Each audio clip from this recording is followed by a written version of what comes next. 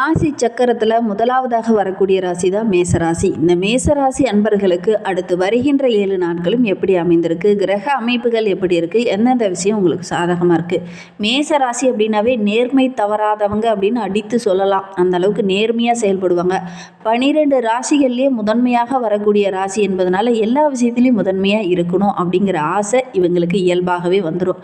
இவங்க அது தேடி போகணுங்கிறதுல அது இயல்பாகவே இவங்களுக்குள்ளே இருக்கும். ஒரு தொழிலோ ஒரு வியாபாரமோ செஞ்சால் நம்ம டாப்புக்கு வரணும் அப்படிங்கிற ஒரு எண்ணம் இயல்பாகவே இவங்களுக்கு வரும். பெரும்பாலும் அநீதியை பார்த்துட்டாங்க அப்படின்னா இவங்களுக்கு எங்கேருந்து தான் அப்படி ஒரு கோபம் வரும்னே தெரியாது. அப்படி கோபம் வரும். யாரையுமே சார்ந்து இருக்கிறது இவங்களுக்கு பிடிக்காது.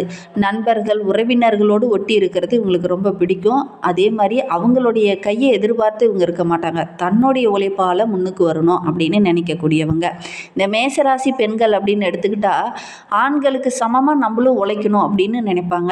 இவங்ககிட்ட இருக்கிற ஸ்பெஷலி அதுதான். ரொம்ப தைரியமாக தனித்துவமாக தெரிவாங்க இந்த மேசராசி பெண்கள் அப்படின்னே சொல்லலாம். தைரியமாக ஒவ்வொரு விஷயத்துலையும் இறங்குவாங்க. பொதுவாகவே சுத்தமாக இருக்கணும் அப்படின்னு நினைப்பாங்க.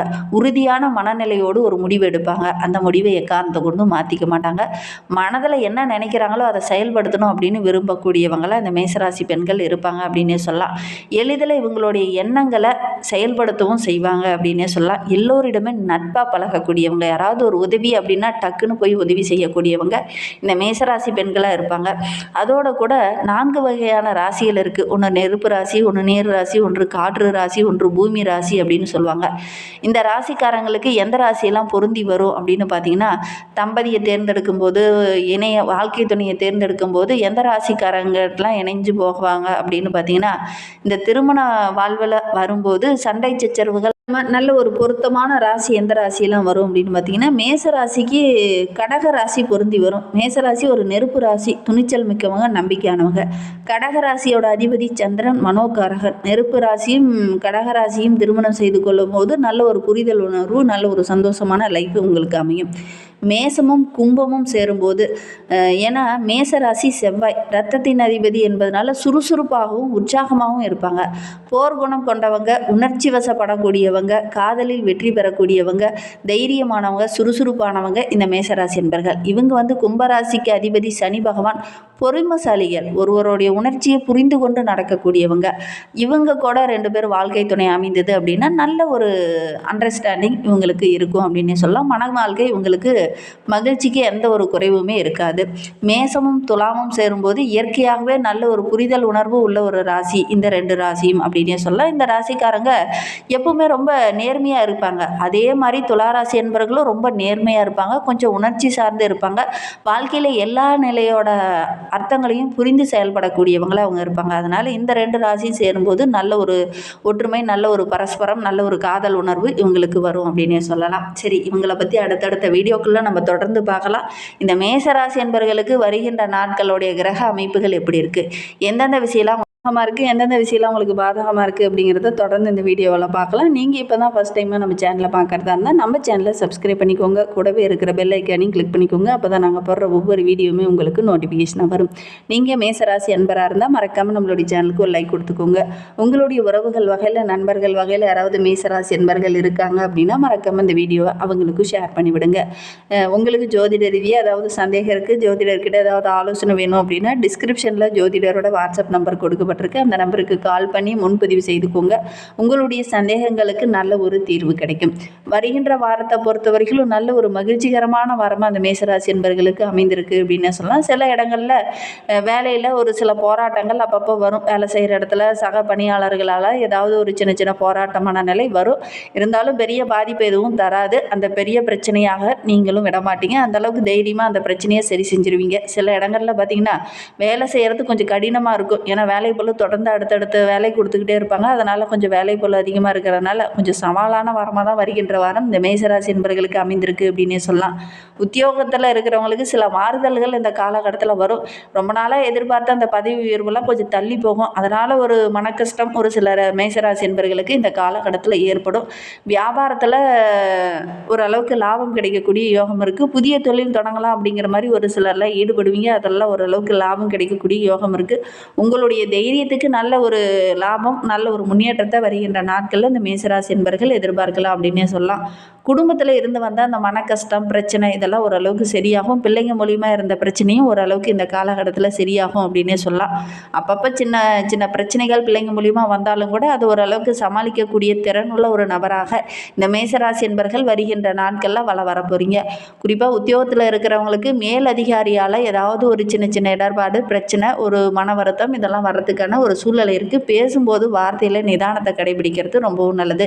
வியாபாரத்தில் இருக்கிறவங்களுக்கு நல்ல லாபம் கிடைக்கும். புதிய திட்டங்கள்லாம் இந்த காலகட்டத்தில் போடுவீங்க. அதெல்லாம் ஓரளவுக்கு வெற்றியாக அமையக்கூடிய ஒரு யோகமான வாரமாக வருகின்ற வாரம் அமைந்திருக்கு. குடும்பத்தில் சின்ன சின்ன குழப்பங்கள், பிள்ளைகளால் சின்ன சின்ன பிரச்சனைகள், பெரியவங்களுடைய ஆதரவு இதெல்லாம் உங்களுக்கு மகிழ்ச்சியை தேடித்தரும். ஆனாலும் இந்த குடும்பத்துக்குள்ளே கொஞ்சம் குழப்பங்கள் இருக்கு இல்லையா, வார ஸ்டார்டிங்கில் கொஞ்சம் குழப்பம் இருக்கும், வார இறுதியில் ஓரளவுக்கு சரியாயிரும். குடும்பத்திற்காக இந்த காலகட்டத்தில் அதிக பாடுபடுவீங்க. அதற்கு போதுமான வருமானம் கொஞ்சம் கிடைக்காது. அதனால் கொஞ்சம் மன உளைச்சல் ஏற்படக்கூடிய சூழ்நிலை இருக்குது. கலைத்துறையை சார்ந்த அன்பர்களுக்கு இந்த காலகட்டம் ரொம்ப சிறப்பாக இருக்குது. பணவரவு ரொம்ப சிறப்பாக இருக்குது. ஒரு சிலருக்கெல்லாம் புதிய ஆர்டர்கள் கிடைக்கக்கூடிய யோகம் இருக்குது. புதிய முதலீட்டில் கொஞ்சம் எச்சரிக்கையாக இருங்க, அவசரப்பட்டு இறங்க வேண்டாம். இந்த காலகட்டத்தை பொறுத்த வரைக்கும் நல்லது கெட்டது அறிந்து அதுக்கப்புறம் இறங்குங்க, அவசரம் வேண்டாம். வேகமும் வேணும், விவேகமும் வேணும். அப்படி இருந்துச்சு அப்படின்னா இந்த வாரம் ரொம்ப மகிழ்ச்சிகரமான வாரமாக உங்களுக்கு அமையும். ஏன்னா 11ல் ராகு இருக்கிறது குடும்பத்தோடைய ஒத்துழைப்பு கிடைக்கும். குலதெய்வத்தோட அருள் பரிபூரணமாக கிடைக்கும். முடிந்தால் குலதெய்வ கோயிலுக்கு போய் ஒரு முறை வழிபட்டுட்டு வாங்க. எச்சரிக்கையாக இருங்க. ஒவ்வொருத்தருக்கிட்டையும் பேசும்போதும் பழகும்போதும் மற்றவங்களை கையாளும் போதும் கொஞ்சம் கவனமாக இருங்க. இந்த வாரத்தை பொறுத்த வரைக்கும் தொழில், வியாபாரம், குடும்பம் நல்ல ஒரு கடினமான உழைப்புக்கு, கடுமையான போராட்டத்துக்கு அப்புறம் சில விஷயங்கள் உங்களுக்கு வெற்றிகரமாக அமையக்கூடிய ஒரு யோகமான வாரமாக வருகின்ற வாரம் இந்த மேசராசி என்பர்களுக்கு அமைந்திருக்கு அப்படின்னே சொல்லலாம். முடிந்தால் ஒரு முறை திருச்செந்தூர் முருகனை போய் வழிபட்டுட்டு வாங்க. நீங்கள் எடுக்கிற விஷயங்கள் எல்லாமே உங்களுக்கு வெற்றிகரமாக அமையும். நம்பிக்கையோடு இந்த ஒரு விஷயத்தை செய்ங்க. அப்படி போக முடியாதவங்க தினமுமே வீட்டு பூஜை அறையில் ஒரு தீபம் ஏற்றி வழிபட்டுட்டு வாங்க. நல்ல மாற்றத்தை நீங்கள் எதிர்பார்க்கலாம். உங்களுடைய குலதெய்வத்தையும் உங்களுடைய இஷ்ட தெய்வத்தையும் மனதார வழிபடுங்க. நல்ல மாற்றம் கிடைக்கும். அருகில் இருக்கிற முருகன் ஆலயத்திற்கு செவ்வாய்க்கிழமை தவறாமல் போய் வழிபட்டுட்டு வாங்க. ஏன்னா நீங்கள் செவ்வாயோட ஆதிக்கத்தில் பிறந்தவங்க. அதனால் முடிந்த அளவுக்கு செவ்வாய்க்கிழமை தோறும் முருகப்பெருமானை வழிபட்டீங்க அப்படின்னா கண்டிப்பாக நல்ல ஒரு மாற்றத்தை இந்த மேசராசி என்பர்கள் எதிர்பார்க்கலாம் அப்படின்னே சொல்லலாம். மேசராசியில் அஸ்வினி நட்சத்திரத்தில் பிறந்தவங்களுக்கு வருகின்ற நாட்கள் ரொம்ப சிறப்பாக இருக்குது அப்படின்னே சொல்லலாம். கையில் ஓரளவுக்கு பணப்புழக்கம் சிறப்பாக இருக்குது. வெளிநாட்டில் இருந்து நல்ல தகவல்கள் உங்களை தேடி வரும். லாபஸ்தானத்தில் ராகு இருக்கிறதுனால பண வசதிக்கு எந்த ஒரு குறைவும் இருக்காது. தொழிலில், வியாபாரத்தில் நல்ல ஒரு முன்னேற்றத்தை எதிர்பார்க்கலாம். கேட்ட இடத்துலலாம் பணம் கிடைக்கும். ஒரு சிலருக்கெல்லாம் எதிர்பாராமல் இடமாற்றம், பதவி உயர்வு இதெல்லாம் கிடைக்கும். வசிக்கிற இடத்த விட்டு ஒரு சிலர் தள்ளி வேறு இடத்துக்கு போகக்கூடிய சூழ்நிலை இருக்குது. வேறு இடத்திற்கு குடிபெயரக்கூடிய சூழ்நிலையில் ஒரு சில அஸ்வினி நட்சத்திரக்காரர்களுக்கு இந்த காலகட்டத்தில் ஏற்படும். பரணி நட்சத்திரத்தில் பிறந்தவங்களுக்கு வருகின்ற நாட்களை பொறுத்தவரையிலும் சத்ருஜயஸ்தானத்தில் சஞ்சரிக்கக்கூடிய கிரக அமைப்புகள் உங்களுக்கு சின்ன சின்ன மாற்றத்தை கொடுக்கும். அதிர்ஷ்டகாரகன் சுக்கிரன் உங்களுக்கு அவ்வளவு நல்ல பலனை உங்களுக்கு பேசும்போது கொஞ்சம் கவனமாக பேசணும். தேவையற்ற பிரச்சனைகள் உங்களை தேடி வரும். உங்களுக்கு சம்மந்தம் இல்லாத சின்ன சின்ன பிரச்சனைகள்லாம் இந்த காலகட்டத்தில் உங்களுக்கு வரும். அதனால் கொஞ்சம் கவனமாக செயல்படுங்க. சப்தமஸ்தானத்தில் சுக்கிரன் சஞ்சரிப்பதனால எதிர்பாலினத்தவரால் சின்ன சின்ன தடுமாற்றங்கள், பிரச்சனைகள் வர்றதுக்கான சூழ்நிலை அமைந்துடும். தொழிலில் கொஞ்சம் கவனமாக இருக்கணும். நிதி சம்பந்தமான தொழிலில் இருக்கிறவங்க ரொம்ப கவனமாக இருக்கிறது நல்லது. கார்த்திகை 1ஆம் பாதத்தில் பிறந்தவங்களுக்கு வருகின்ற நாட்கள் எப்படி அமைந்திருக்கு அப்படிங்கிறத பார்க்கலாம். சப்தமஸ்தானத்தில் சஞ்சரிக்கக்கூடிய சூரியன் பணியாளர்களால் சின்ன சின்ன இடர்பாட்டை கொடுப்பார். இடமாற்றத்தை ஏற்படுத்துவார். ஒரு சிலருக்கு புதிய வீடு, புதிய இடத்துக்கு செல்லக்கூடிய அமைப்பு ஏற்படும். சிலருக்கு வசதி வாய்ப்புகளோடு கூடிய நல்ல வீடு அமையக்கூடிய யோகம் இருக்குது. ராசிநாதன் மாதம் முழுவதுமே பார்த்திங்கன்னா அஷ்டமஸ்தானத்தில் சஞ்சரிக்கிறதுனால மனதுக்குள்ளே ஒரு பதட்டம், வீண் பயம் இதெல்லாம் ஏற்படக்கூடிய சூழ்நிலை இருக்குது. அஷ்டமத்தில் குரு இருக்கிறதுனால சின்ன சின்ன நெருக்கடிகள் இந்த காலகட்டத்தில் காணாமல் போகும். எத்தனை விதமான பிரச்சனை வந்தாலும் தைரியமாக எதிர்கொண்டு அந்த பிரச்சனையை சரி செய்வீங்க அப்படின்னே சொல்லலாம்.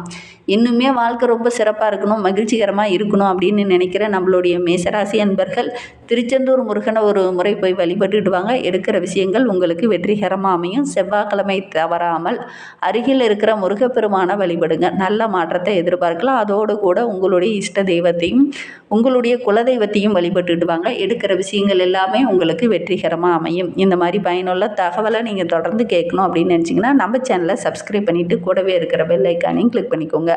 அப்போ தான் நாங்கள் போடுற ஒவ்வொரு வீடியோவுமே உங்களுக்கு நோட்டிஃபிகேஷனாக வரும். நீங்கள் மேசராசி அன்பராக இருந்தால் மறக்காமல் நம்மளுடைய சேனலுக்கு ஒரு லைக் கொடுத்துட்டு உங்களுடைய உறவுகள் வகையில் நண்பர்கள் வகையில் யாராவது மேசராசி அன்பர்கள் இருக்காங்க அப்படின்னா மறக்காமல் இந்த வீடியோவை அவங்களுக்கும் ஷேர் பண்ணிவிடுங்க. மேசராசியில் நீங்கள் எந்த நட்சத்திரத்தில் பிறந்தீங்க அப்படிங்கிறத மறக்காமல் எங்களுடைய கமெண்ட் பாக்ஸில் தெரிவிங்க. தேங்க்யூ.